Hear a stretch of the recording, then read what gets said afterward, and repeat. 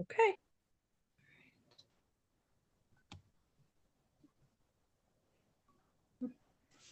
All right. Hello, everybody. December 12th, Thursday. I almost said Tuesday, Thursday.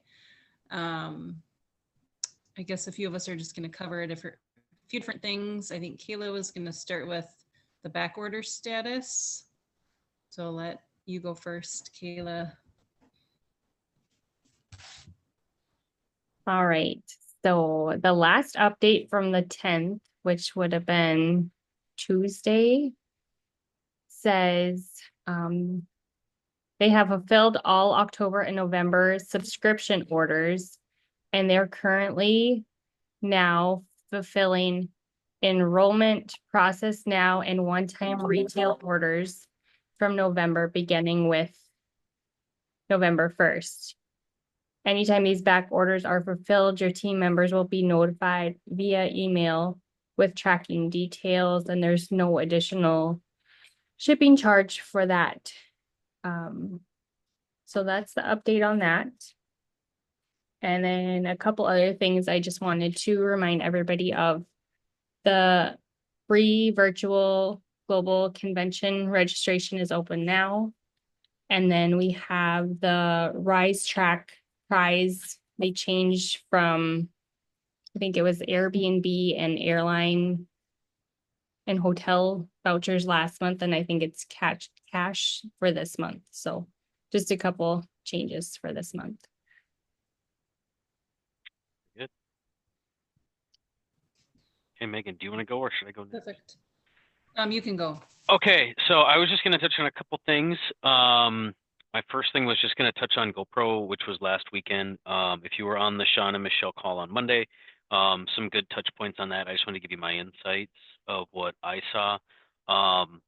Always an interesting event, always different, unique. If you're not familiar with what this is, it's Eric Worre, who's someone's been in the industry a long time and has now dedicated his life to his cause, which he calls GoPro, where he helps people just learn more about how to go pro with your business.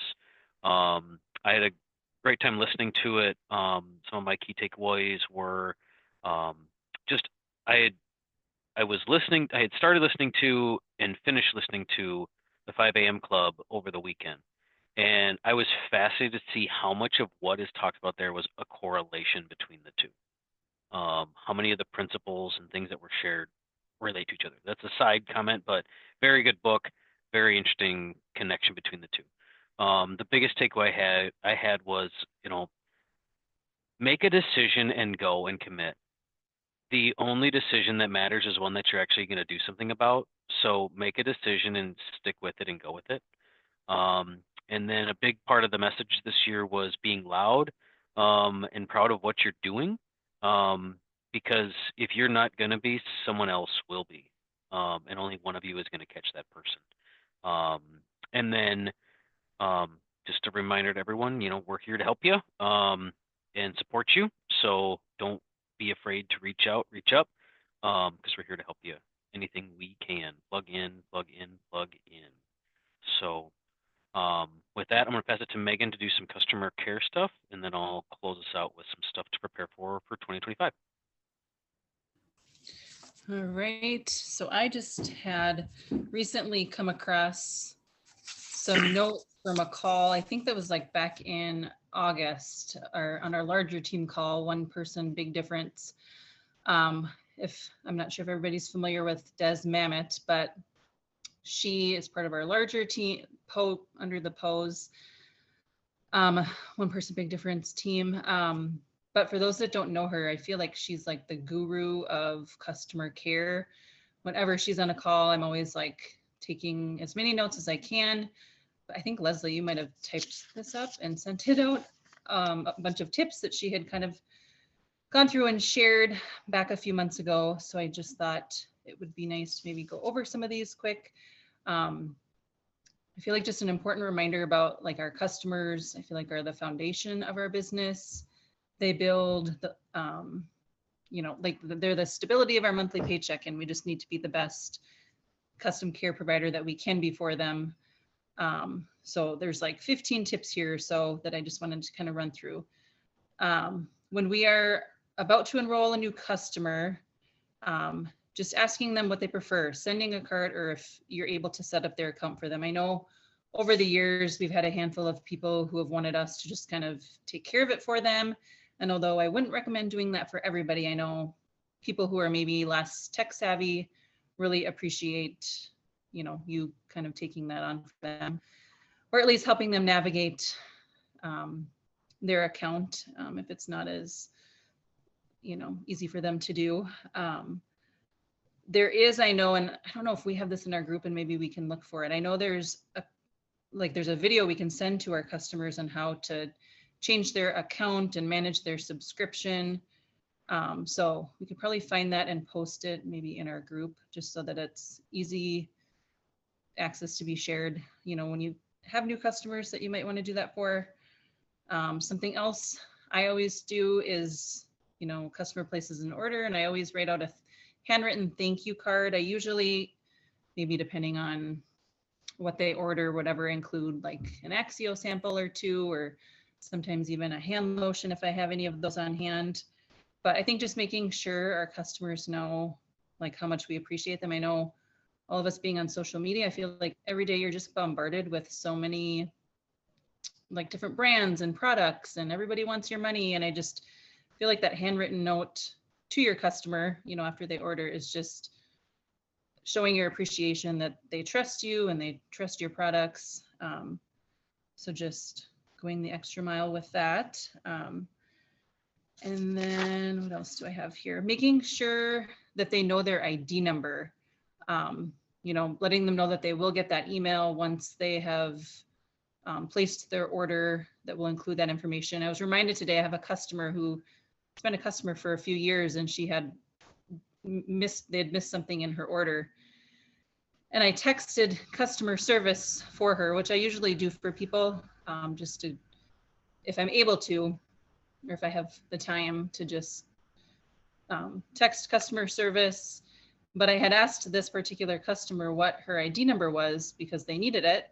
And she's like, oh, I have no idea. So I was reminded that I need to make sure my customers know where that information is in case they have to deal with a problem or call themselves. What else here? Vitality Living, our Facebook page where people post, well, there's a wealth of information, but specifically testimonials and things like that. I feel like that's a good resource for people who are maybe on the fence or interested in wanting to learn more, getting them into that group. And then also letting them know, that if they have somebody they're thinking about, that we can get them added as well, but just making sure that they let us know so we can get them added, since it is a private group. Another one was asking for referrals. I know I feel like this can sometimes be a scary question to like ask your customer, but also a reminder that you never know like who they know that could benefit from our products, or potentially the business. And usually if you're asking them, they're excited about getting their products, or they've had a good experience, hopefully so far. So just making sure that, we're just asking if they have anybody that they're thinking about.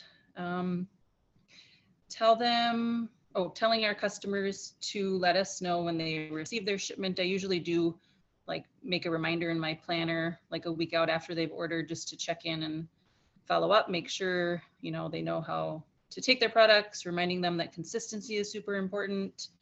I know we have a health inventory checklist. I have sent that to customers in the past, and now I'm blanking. We should probably get that in our group if we don't have it. It's just a really helpful way for them to kind of track when they do start taking products, like anything that they're feeling or noticing, so that then when we check in, they have that health inventory to refer to if they had questions.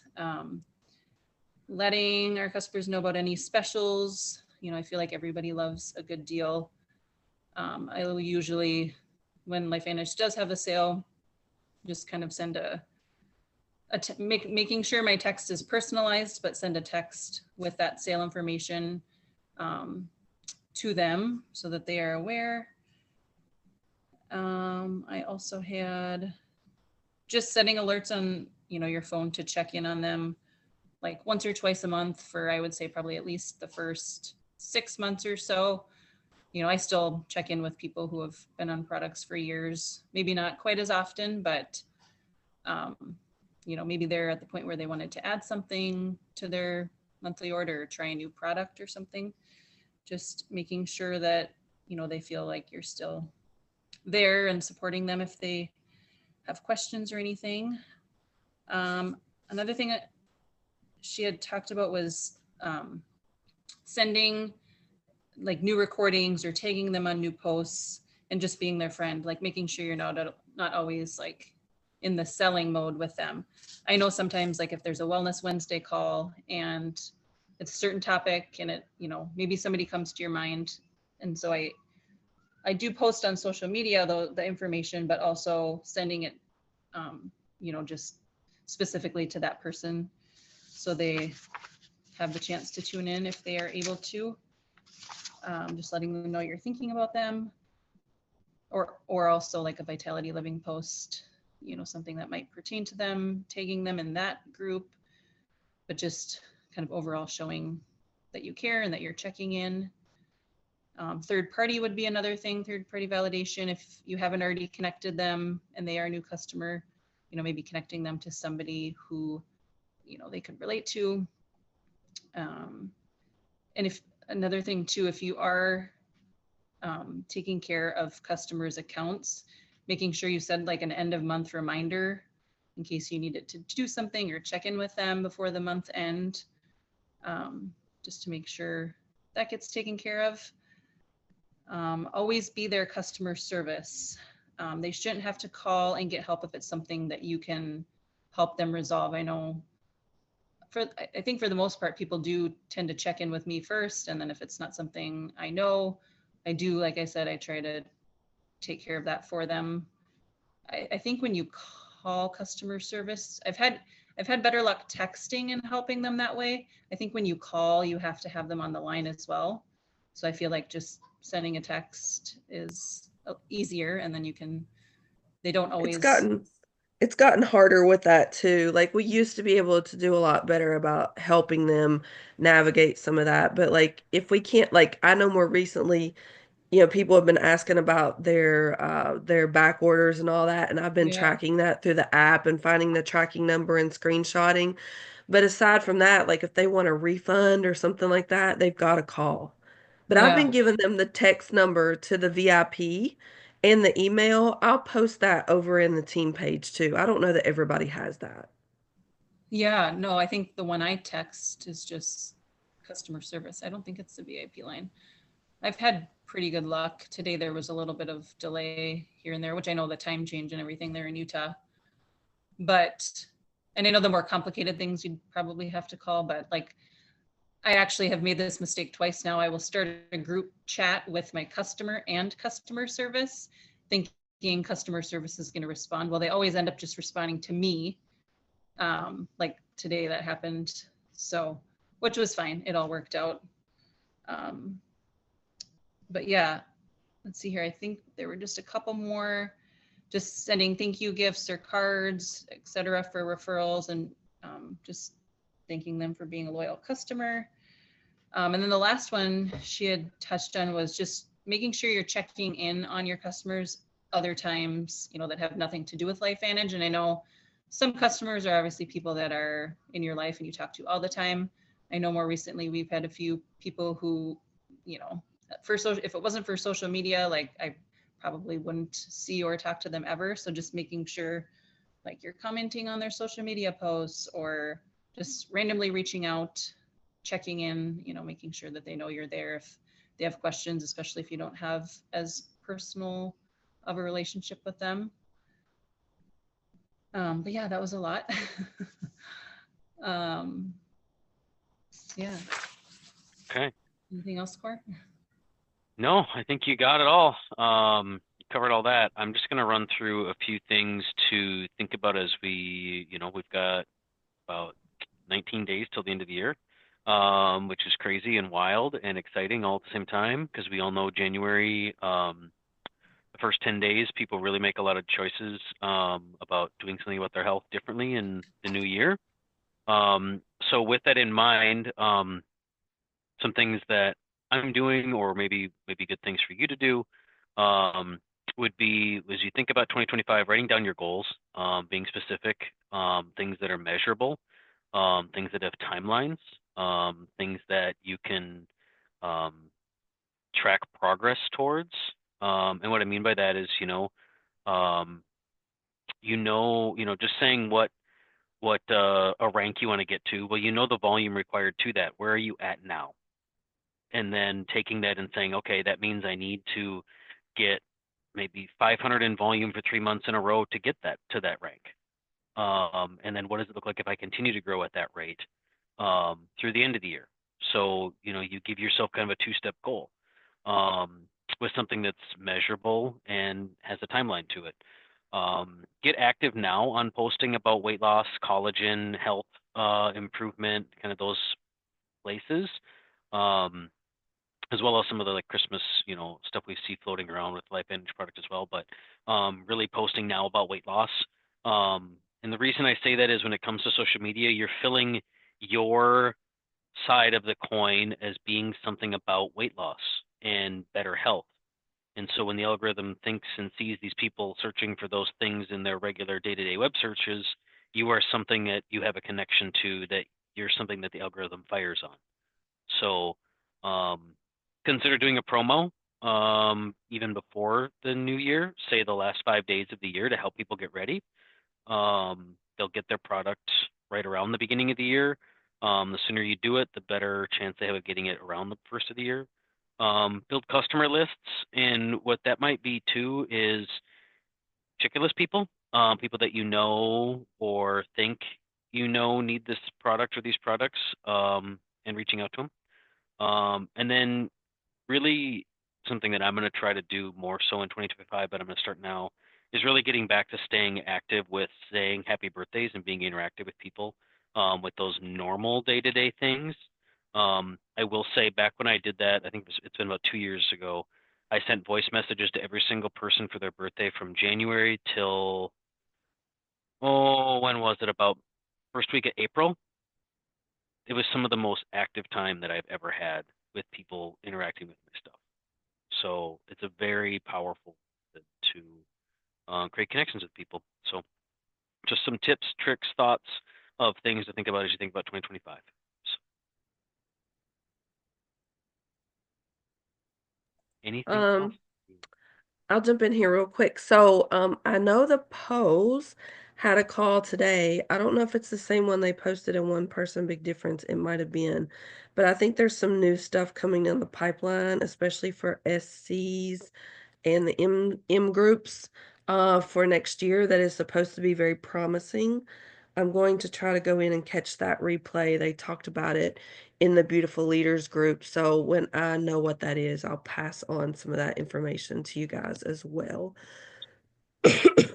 One thing to add to the Eric Worre thing too is one thing they did spend some time talking about was AI, and there's some crazy stuff available with AI. There was a company that presented for close to 30 minutes about an AI product that they've banded with Eric Worre on. Scares the living bejeebies out of me. That you can train it to be your voice for Oh, answering questions and all sorts of wild things. Now Site, yes, Kayla, that's what it was. And actually, a lot of the stuff that he's doing this year is hosted through Now Site. So it's very interesting. There's an Eric Worre AI where you literally can ask him a question, send him a picture of a chat, string, all sorts of things, and it'll tell you like what should I do next, and he'll answer it. Yeah, it's very fascinating, but very scary at the same time. So cool. I'm a little scared of AI too, Corey. I have my reservations with it. I know it needs to be in the forefront because we don't want to get left behind, but at the same time, like with caution, right? mhm. Yeah. And the All big thing, right. the word of caution for me on it is that it makes you install their keyboard because it's tracking all your keystrokes so it can write posts like you, and I don't like that. So that's just a personal. Yeah, I don't really like that either. It's just too Too much. too personal. Mhm. I think honestly today I also heard too that TikTok is on the chopping block again. So, something to think about is, have you all noticed that more celebrities are starting to filter back over to Facebook? Have you noticed that? So, yeah, I've started to notice more celebrity accounts on Facebook. And I'm telling you, if TikTok gets the chop, now is the time to get up to speed on Instagram because it's going to get really busy over there. So I just want to kind of throw that out there. It's something that I've been seeing, that I've been thinking about. A tip And from Eric Worre on Instagram, one of the influencers, was displaying a picture of like I'm making a sandwich and then literally having the 15-second video of you eating your sandwich. There's two reasons. The algorithm likes it because it sees that you did something to completion, and the human brain likes it because it saw you do things to completion. So and for whatever reason, that is a big deal in Instagram.